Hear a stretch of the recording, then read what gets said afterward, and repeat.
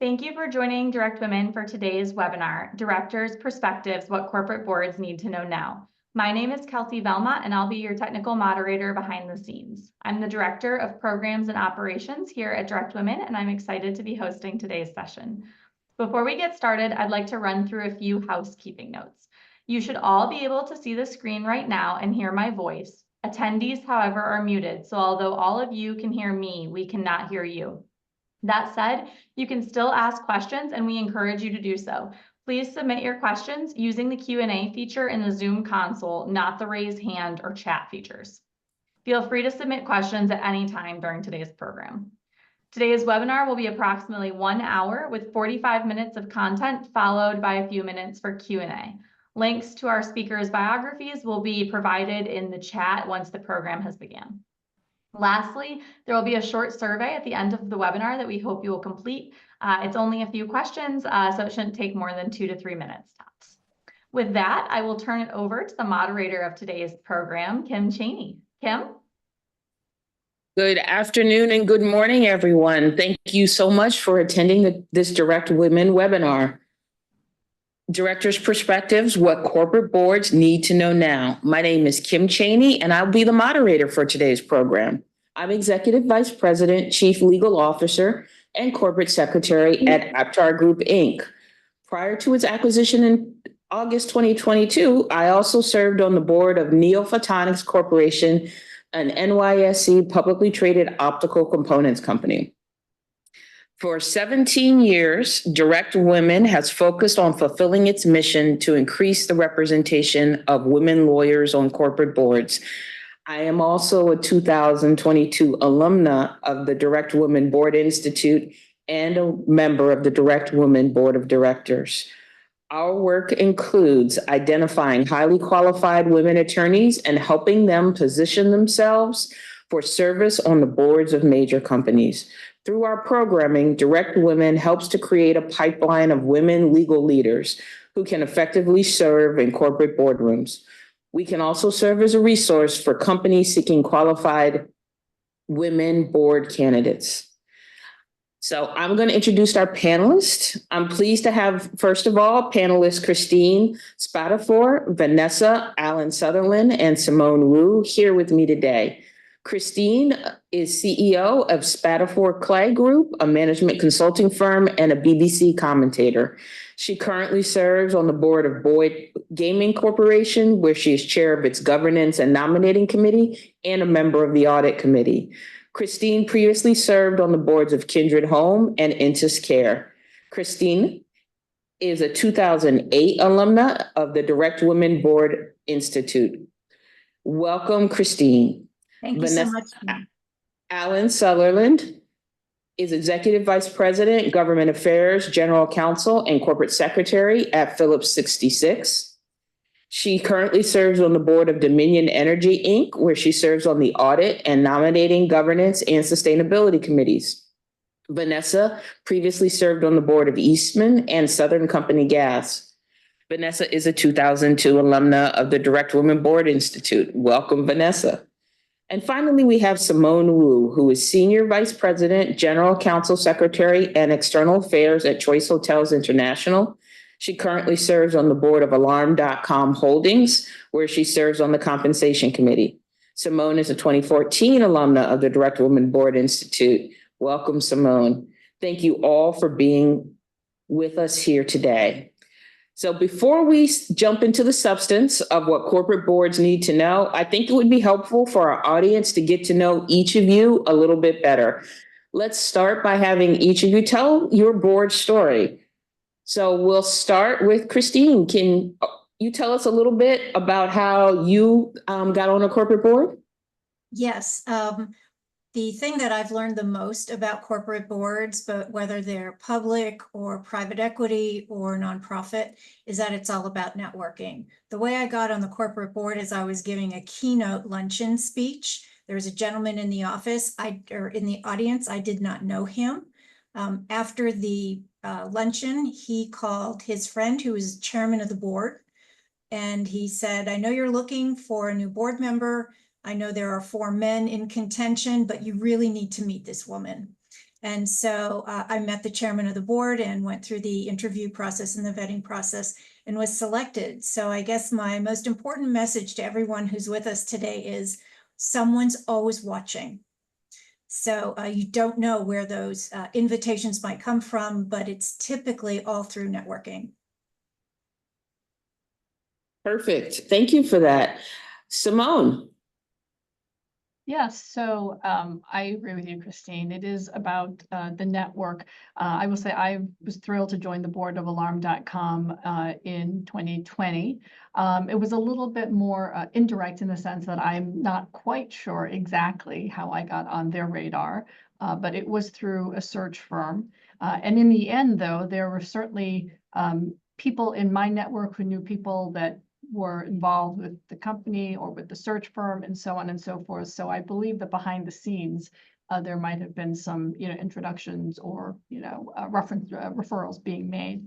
And it's definitely, I think, something to keep in mind, which is to always focus on making sure that you are presenting yourself as being interested in board service, if in fact that's what you're interested in doing.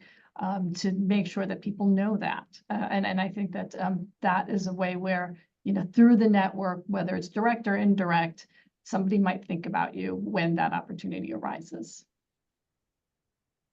And Vanessa. I couldn't agree more with the two of them. I would only add being more intentional about when you ask and thinking about the people you do know really well. I love Christine's story that being visible is a great way for people to see you in action and therefore decide they want to make the outreach. But it's actually, for me, a developmental, or was originally a developmental opportunity. A prior CEO and I were talking about, my C-suite career and where that might go. And we ended up talking about how having board service would be both beneficial for me and for the company, to be able to have that informal benchmarking in a non-competitive environment and to brainstorm and meet other people. And so he and a couple of the board members with whom I was working in my C-suite capacity were actually instrumental in creating the pathway for my first board role. And I'll close this section out by saying that a few years ago, I sat in a direct women panel. I was an audience member. I'd been referred by one of my law firms. And part of the advice that was given was tell people what you're interested in. I jokingly told a head of a board practice at a search firm, I wanted to be on the board of a Silicon Valley tech company that specialized in IoT. And I laughed. 8 months later, she called me back and said, I have a Silicon Valley Internet of Things company. Would you be interested in serving on the board? And I did the interview process and I was accepted. And then I did the Board Institute. So this was a very helpful course for me. And it was literally just sitting on the same webinar that many of you are on today. So you just don't know where it comes from. So now that you guys are on big corporate boards, and congratulations to all of you, and thank you for doing this and coming back and paying it forward. We're going to talk about some of the emerging issues that you are seeing as board members, and many of you support your boards in your day jobs. So I'm going to start with Simone and emerging issues. What do you think is keeping boards up at night? What should they be thinking about? Well, I think that with the evolution of technology and so many changes in the landscape, there's no shortage of things, I think, to keep board members engaged and concerned. The critical perspective of boards, of course, is that we are here for the shareholders. We are tasked with risk oversight, with advice and counsel to management, obviously not to do the work of management, but to make sure that we're asking the right questions and really thinking about and bringing our diverse perspective with different areas of expertise, different backgrounds, maybe different industries, but bringing all of that to the boardroom in order to have a rich discussion about what this particular company might want to be thinking about and considering. Specifically, I think depending on the industry, there are specific concerns that may be industry related. But then there are also, larger topics, whether it's, ESG or AI and technology or, related cyber issues. A lot of different types of things that, transcend any particular industry or company. Perfect. I'm going to dig into that response a little bit with Christine. Christine, one of the things that Simone just mentioned was ESG. Christine, I know you've got some perspective on the ESG space. Can you talk to a little bit about that for folks on the line? Sure. ESG reports actually through my committee at Boyd Gaming, through the Governance and Nominating Committee. I just want to give a little bit of context for what's going on with ESG. So we've been talking about it for a long time, but it has significantly evolved since it first sort of hit. In some arenas now, ESG is considered to be a dirty word.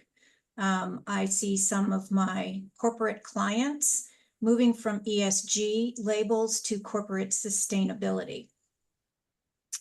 And they're doing that for a number of reasons. They're seeing new challenges both with consumers, for example, Gen Z and millennials who are very supportive. This is based on some research. Very supportive of sustainability efforts are moving away from sustainable products just because they don't want to pay the premium. So that's one challenge that's evolving. Another is just for the corporation, increased litigation is increasing. There are generally a few areas where that hits, and one is around environmental impacts, one is around climate change. And interestingly, employees at American Airlines have sued the airline because they are alleging that, it's an ERISA claim, they are alleging that the airline invested their 401k funds in underperforming ESG funds. So there are many, many different types and flavors of litigation going on. Now, at the same time, some corporations have backed away from this a little bit because of the litigation, and they're concerned about activist threats. But in other instances, large investors are choosing to not vote for directors if in fact the company is moving away from their ESG promises. So there are a number of moving parts here. When it comes to the board has some different obligations here. One is certainly thinking about the internal competition for capital allocation. There is an internal competition for resources and time. And so that will sometimes come to the board. And where is the priority on ESG as it relates to the company's strategy? Also for the board, staying current with industry standards. One way to do that is to have management who is skilled and talented in these areas come in and brief the board. Also general counsel coming in to give updates on any regulatory changes and any changes in regulations. And then also focusing on sustainability practices. One last piece here is the SEC last March has now required some ESG reporting. There are 3 different scopes. Public companies are required to report on the first 2, not the third one, which is greenhouse emissions. And the SEC really started this because what they were trying to do is get some focus on the greenwashing that was happening, where companies were stating all kinds of ESG accomplishments, but the data really didn't back it up. So lots of moving parts, and the board is intimately involved in all of it. Christine, thank you. That's a comprehensive sort of overview of all of the issues that board members routinely tackle through the lens of ESG. You talked about, Simone kicked us off with industrial and strategic footprints, and you followed up with employees, shareholders, board obligations, resource allocation strategy, as well as the SEC and regulatory. So Vanessa, I'm going to turn it over to you for the macro view. Can you talk a little bit about what you're seeing in terms of boards and geopolitical and global regulatory risk. How do boards think about that, and what are you seeing in your world? It's a good question, and I think there's been more intentionality around the macroeconomic volatility, not just because of the pandemic, but I think we all remember the tanker that ran aground in the Suez Canal that completely disrupted the supply chain. And then you add in the semiconductor chip shortages.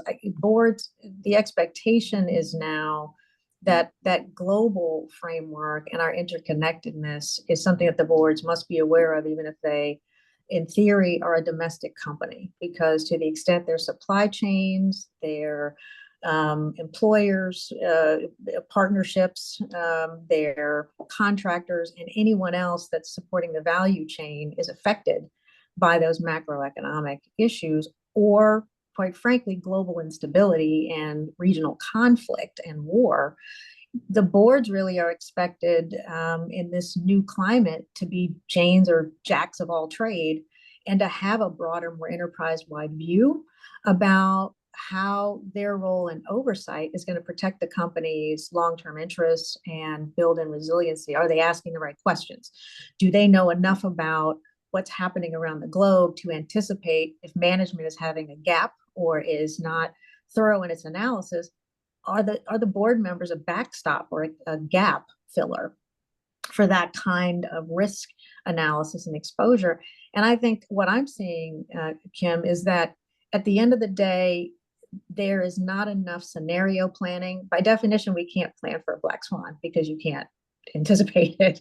But what you can do is sit down more thoughtfully, and instead of doing your strategy for a 2-year product launch, 5-year long-term plan, start to have more dedicated time in the boardroom around, let's do some scenario planning and bring in a former political operative, a diplomat, a futurist, whatever your skill set is, and say, in the extreme, what's the worst thing that could happen to our business or our partners?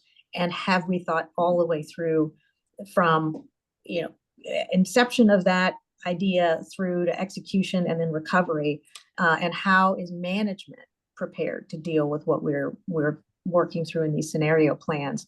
So I think for directors who know that the liability for us now is also heightened, our exposure in the press and from regulatory agencies and shareholder derivative suits is very real. I think people are absolutely taking more seriously their own awareness about what's happening around the world. Thank you, Vanessa. Again, a masterclass. You talked about strategy, providing an enterprise view, risk assessments, scenario planning, and asking really good questions when management might have some gaps. These are all skills that lawyers bring to bear in the boardroom. And the three of you just had a conversation and didn't mention the law once, with really a focus on what's important to the business and the strategy and the enterprise. So we'll take a little bit of a pivot. Human capital is one of the things that boards are charged with, both the strategy and succession planning for the CEO. I'm going to ask you for your thoughts on leadership. How do leadership and governance issues remain at the top of the board agenda? How do boards think about these issues, and what are some of the best practices? So Simone, I'll have you kick it off and talk a little bit. We'd love to hear your thoughts on how you think about leadership from the board level. Sure. So I think, look, I mean, the board is sort of the top of the leadership chain, right, for an organization. And so the culture of the board is critical. The focus that the board puts on leadership and governance issues, I think that that is one of the most important responsibilities of a board in terms of thinking through what is going to protect and drive shareholder value over the long term. And so there are the activities of the board, both through the governance committee, through the leadership of the board chair, the CEO, who may or may not be the same person.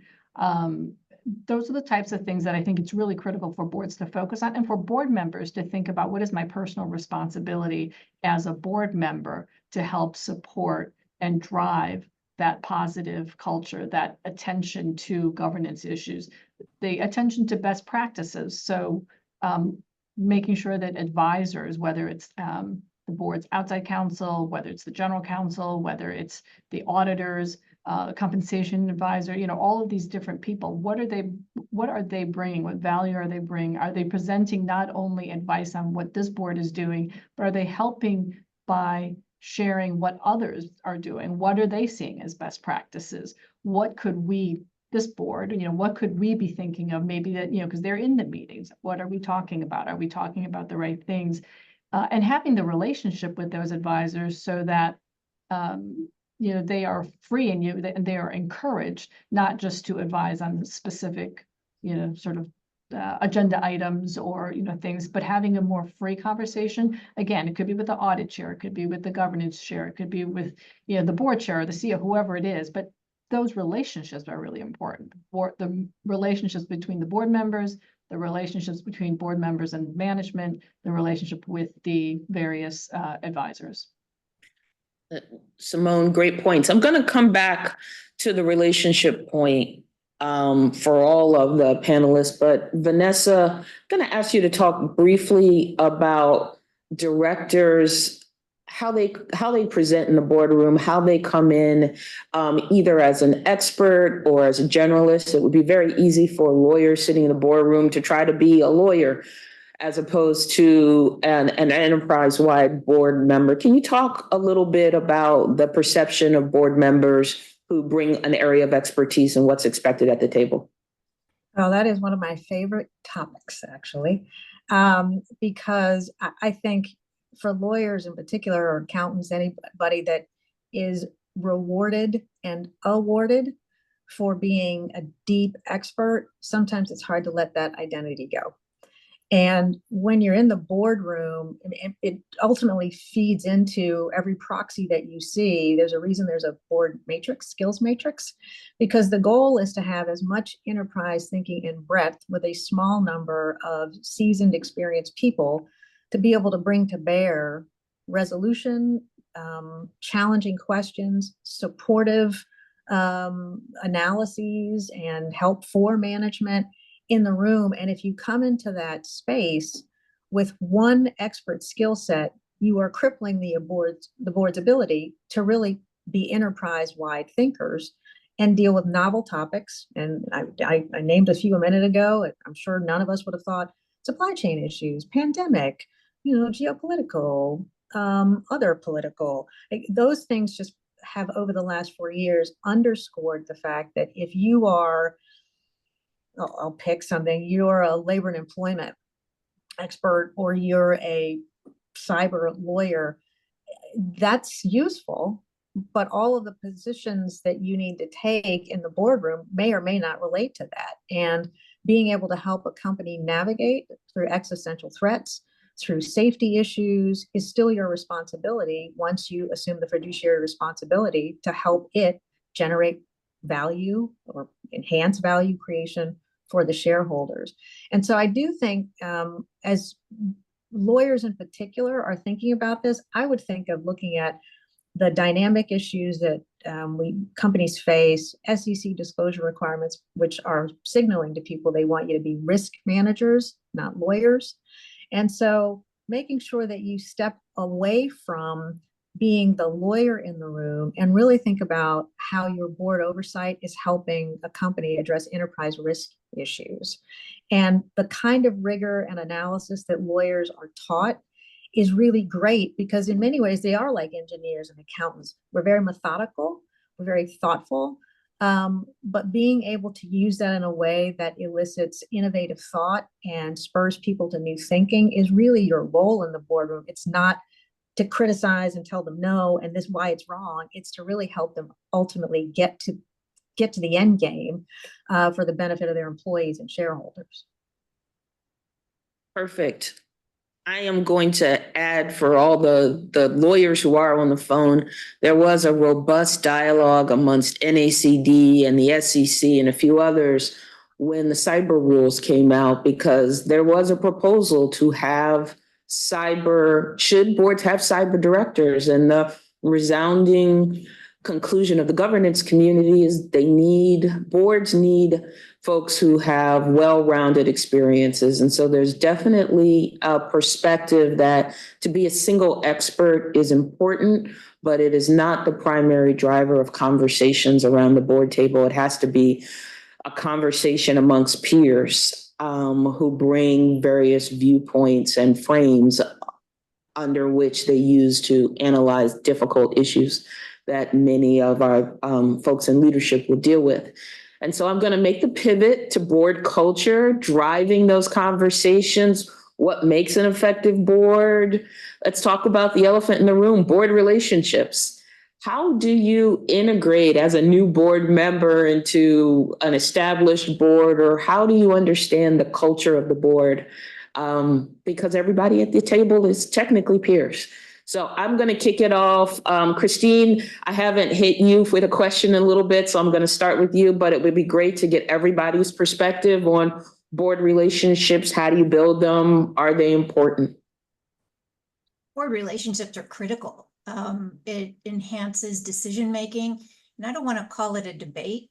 Because that means someone wins and someone loses, but it's really having those deep conversations and those deep discussions in the boardroom, and that they're done with respect and candor, and that there needs to be a level of trust. In looking for new board members, of course, you throw a wide net, but part of the critical analysis is, does this person look like they'd be a good fit?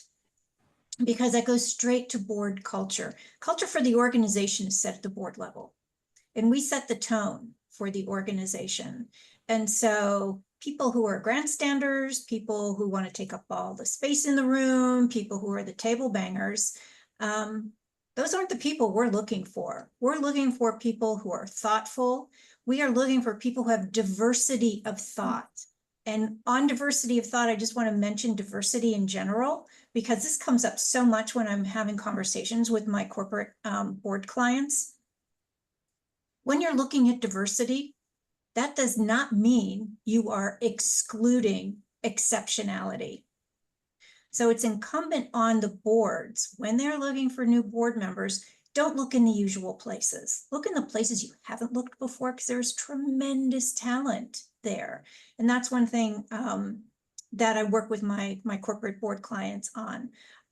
One of the things that I think also helps with board relationships is to have dinner together. Just meet and in an informal situation and have those conversations. And when I've done that on my boards, both my VC board, my private equity board, my public board, and when I work with board clients on this, what I find is people aren't talking about the company. They're talking about their kids, they're talking about their dog, they're talking about their vacations. And that really helps with the human factor, the human element of board relationships as well. And it really helps to build that trust, because we are learning about each other in a different way, and what's important to us, and what we value collectively as a board. Hey, Simone. Yeah, I totally agree with that, Christine. And I think just to build on it a little further, I think it's really important to, there's some table stakes, right? As a board member, to show up, to be prepared, to enter discussions thoughtfully, to make that effort to build those relationships, whether it's, a little bit of after meeting time, catching up, or over a meal. I think that getting to know the individual directors personally, and also management, and also others within the company. I think one of the great things that I've seen some boards do is to give the board members an opportunity to know people a little further down into the company. So maybe not just at the C-suite level, and maybe not just the one or two presenters, but to really get to know some of the folks who are doing the work that, makes it into the board presentation. Maybe there's a particular topic or initiative that the company's been engaged in, the board's been briefed, to kind of give that recognition to the folks who were working on it, but also it gives the board members a better feel for the culture of the company and a better understanding, I think, of the business, because those conversations that can be freely had as you're meeting others within the organization. I think it helps both the board members' knowledge and understanding, but also to kind of create deeper relationships. And Vanessa. I'd say, given everything we've seen in the news, I won't name companies. I think we could all think through what's in the Wall Street Journal. The foundational relationships are critical because crises happen, whether they are self-inflicted wounds or they are something that was unforeseen. At the end of the day, when you're in a crisis, it's a horrible time to try to understand someone's intent, how they mean what they say, how they're showing up in the boardroom at a stressful time. And having done the groundwork at the beginning to have an understanding, well, Kim said that, but I'm not going to spin off into frustration because of it. I know she's bringing that because she has seen this at other companies. And so she's, expressing frustration because I can't believe this is happening. And it allows you to have a certain amount of grace in order to facilitate guiding the business through a catastrophe. That's foundational, and hopefully nobody ever has to deal with one of those. But then two other things, I underscore what both Christine and Simone said, but I'd also say that part of getting to know the board members requires some level of intentionality. For most of us, it's a 4 to 6 month, experience per year, absent audit committee meetings, which are going to happen more frequently. And so I think, it's good for organizations like this to have the network and the training, because I had the luxury of somebody saying ahead of time, the dinners, the lunches, and the breaks in between the meetings when you're physically present are critical, but so are the gap times. And so making sure you try that to focus on getting to know the lead director, but making sure you have opportunities, if you're at a conference or you're at a training, to have the other organic and inorganic opportunities to talk to the board directors really also helps you brainstorm about the challenges that the company is facing when you may not have thought about it in the meeting, and you may not have had time in 4 hours or 5 hours to do that. So those are the only two things I would add about the criticality of the personal relationships among the directors.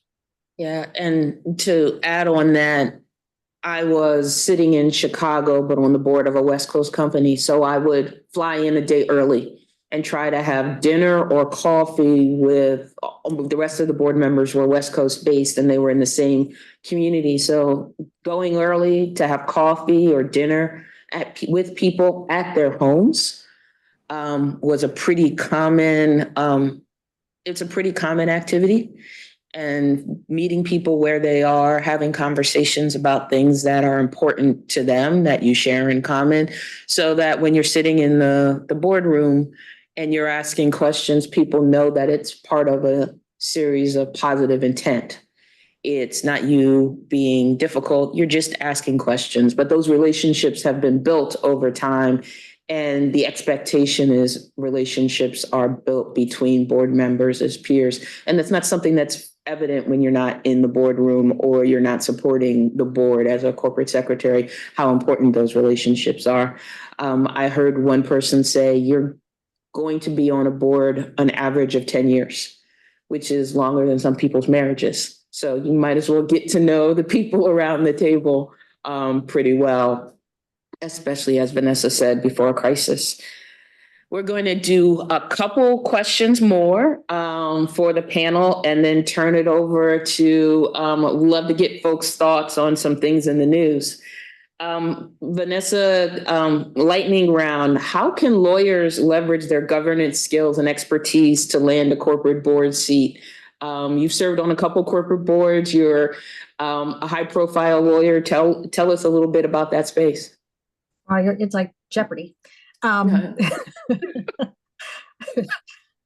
think the one great thing about lawyers is at our core, we are problem solving, risk managing readers and thinkers, generally speaking. And So I think part of figuring out how to leverage the governance skills, the structure, the patience, the methodology of helping a company navigate through issues, I think is really the archetype of being a good board director, right? It's not necessarily your business unit by analogy, but you are a supporting role, a supporting player.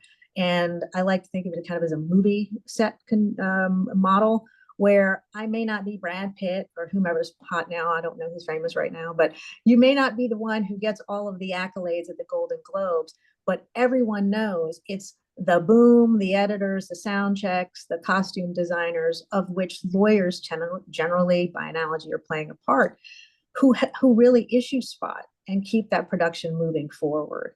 And so I think when lawyers start to talk about their skill sets as enterprise risk managers, deal makers, I think we have to, we often don't talk enough about the value add that lawyers bring. Corporate transactional lawyers, commercial lawyers, they are deal makers. They are business people who have law degrees. And so I think in leveraging those skill sets, it's really critical to get a friend to help you rewrite your bio, rethink who you are in terms of broader C-suite executive thinking, and to extrapolate how your governance skills really lay the framework for how a business should run effectively, taking into account stakeholder interest, shareholder value, external threats, benchmarking and competitive issues, and how you distill that to highlight the greatest risks and therefore focus to Christine's earlier point, capital, time, and attention on the right things at the right time. And so I do think being able to go into the boardroom describing your business impact, how you've taken a predictive litigation analytics tool and therefore help the company decide faster and easier when you might settle. Those are the kinds of examples you want to be able to roll out in a board search or a director search to explain how your legal skills directly translate to value add to the bottom line and efficiency in the enterprise. Perfect. I'm going to turn it over to Christine. You talked a little earlier about ESG, and we'll use that as an example of a subject matter expertise, which may be described for folks in their board expertise. Can you talk a little bit about how we should think about a subject matter expertise like ESG when you're talking about entering the boardroom? Yeah, it's very much what Vanessa was saying about how you leverage that skill. So for example, when we talk about ESG, in a previous life, I was an environmental scientist for the EPA. And so when we talk about ESG issues, I'm the one at the table with the most experience there. And it's not that I'm the one in the company with the experience, it's the one that I'm around the table, and I'm going to probably ask different questions just because I'm coming at it with a different lens. And as Vanessa was talking about with the attorneys, what I find also in all of the boards I've been on is that it's a different lens. The questions I ask are different from many of the, what I'll say is just sort of business, the sole business-based question. Many times it is about risk. Many times it is about longer-term consequences. And so we as lawyers can bring that diversity of thought and capitalize on the broad experience we have. And just one other thing I want to mention about, this is going back just a little bit, but I think it's an important point. When I was interviewing, I got a question about, you're a lawyer, we already have general counsel. Expect that question. Absolutely. So I knew that was coming. I expected it to come. So before it came, what I said up front was, you have a great general counsel. I am not here to interview for a board seat to be an associate general counsel. I am here to fill, and then I laid out my broad experience. So just addressing that before they ask you, I think can just kind of cut it right out. You own it, you get it up front. I'm not here to be the company's lawyer. So I think that's helpful when you're in the interview process as well. Absolutely. Simone? Yeah, I think to build on both of those trains of thought, I think it's also helpful to be able to show where you've already utilized the broader, more business-based skills, or what roles you may have had, or even particular projects or initiatives, or perhaps not-for-profit board service or other things that you've done, that so that people can immediately see you outside of the general counsel role.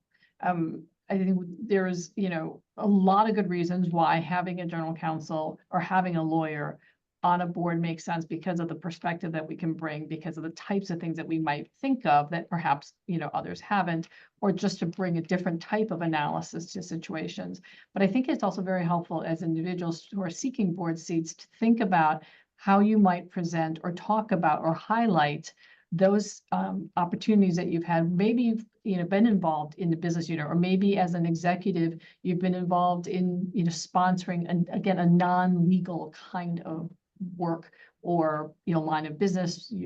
Some of us have had business experience with business roles as well as legal roles. Some of us may be involved in, again, not-for-profit board service, or maybe the board of your kid's school, or anything else that you can highlight, so that people recognize that how to put on that other hat. You're not going to be the person in the boardroom who's somehow interested in micromanaging the general counsel, which, to your point, Christine, could not be more different in terms of the roles. And since I am the general counsel of one company and I sit on the board of another, it is like putting on a completely different, hat, depending on where I am and how I'm even thinking about the issues that come up.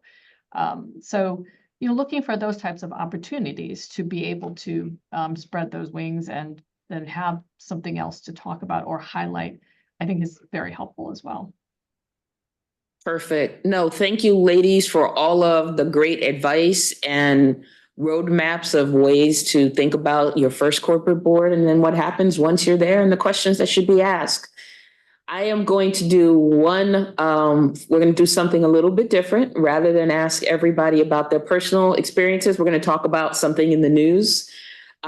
So that the folks around that are on the phone and listening to this webinar, watching today, can get an example of how board members, experienced board members like the ones we have here, break down a problem or an issue.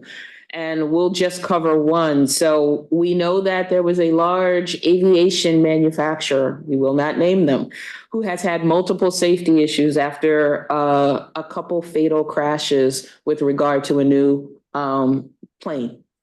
So let's talk a little bit about how that board would approach things like oversight in this particular area.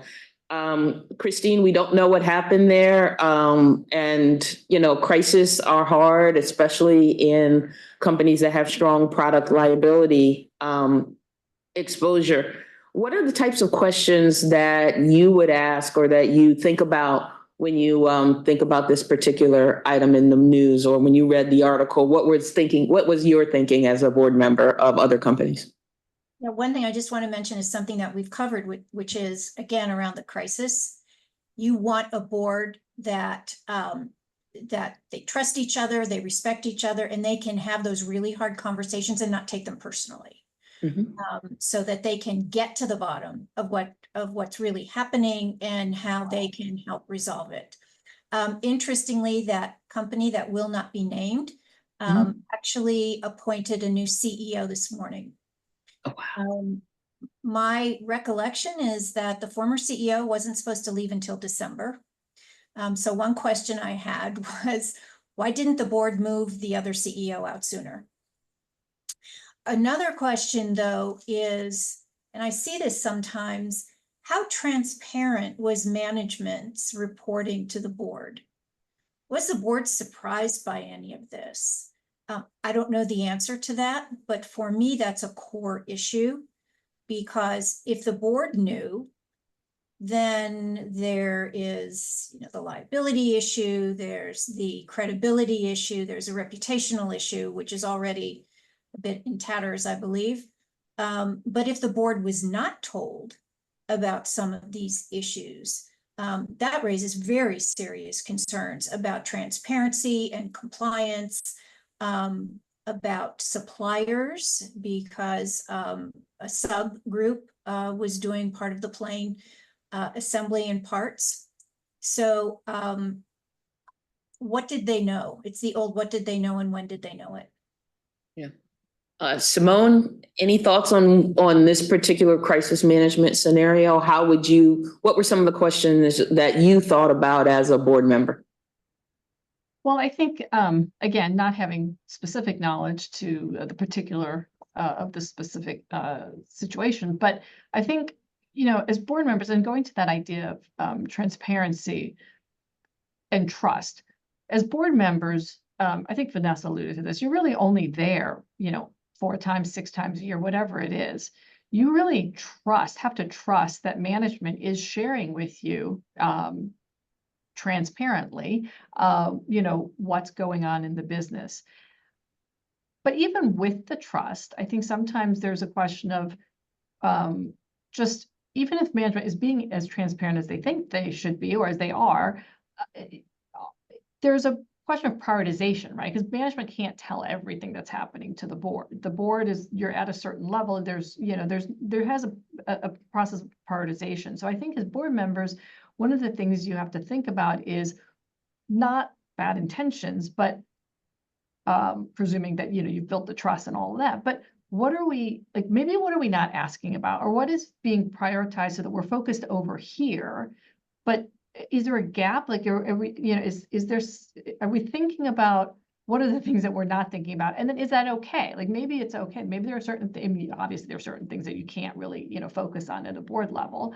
So are we prioritizing the agenda? Are we prioritizing the types of things that we should, but then also, are we missing something? Is there something that maybe we want to hear about that we haven't, or that we at least should ask, should we be hearing about?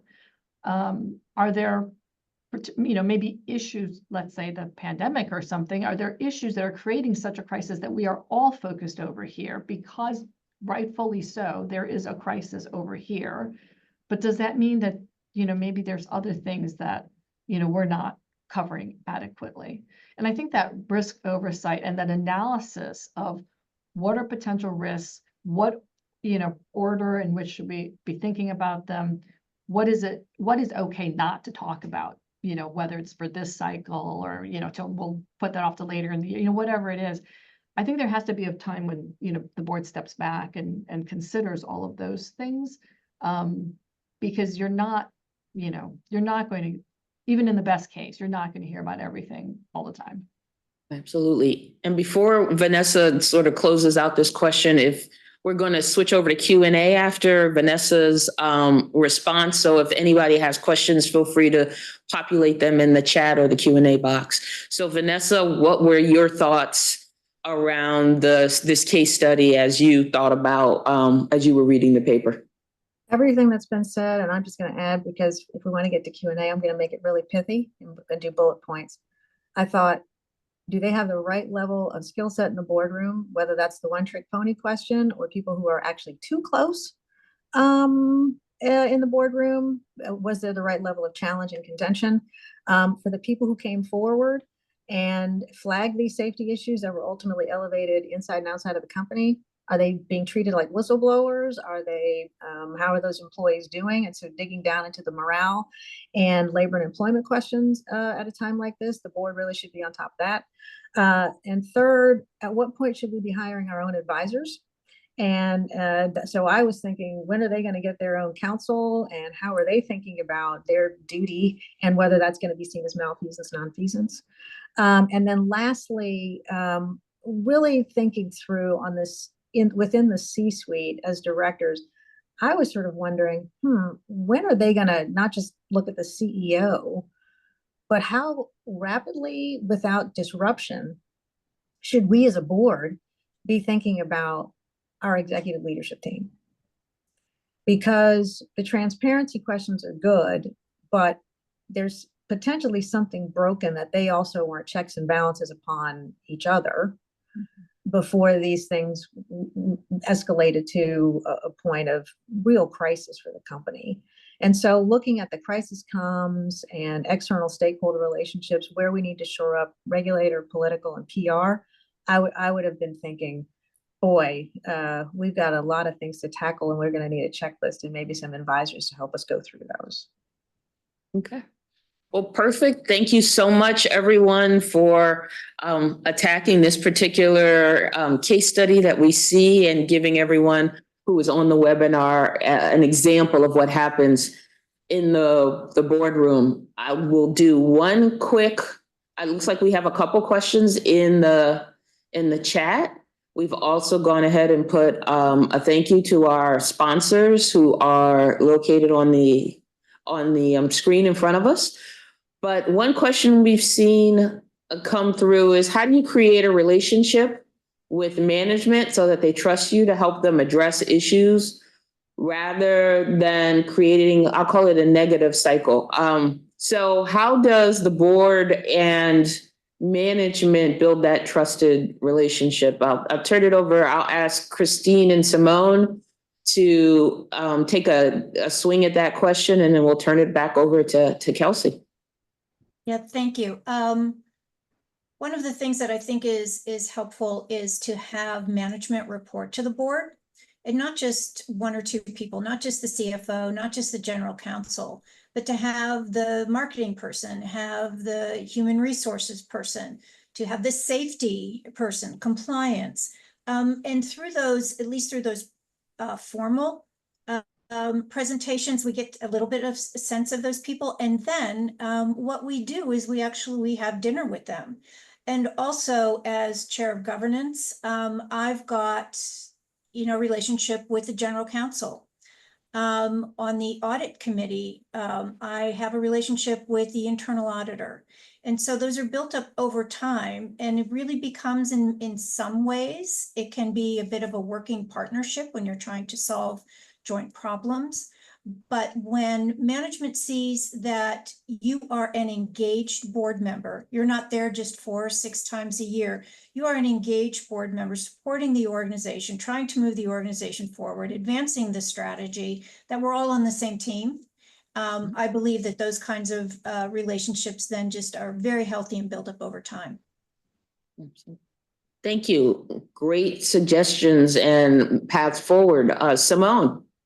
I think it's also, first of all, I completely agree with all of that. And I think it's also how you approach things, when you are engaged in the conversations, when you are engaged in the building of the relationships on top of the day-to-day work and duties.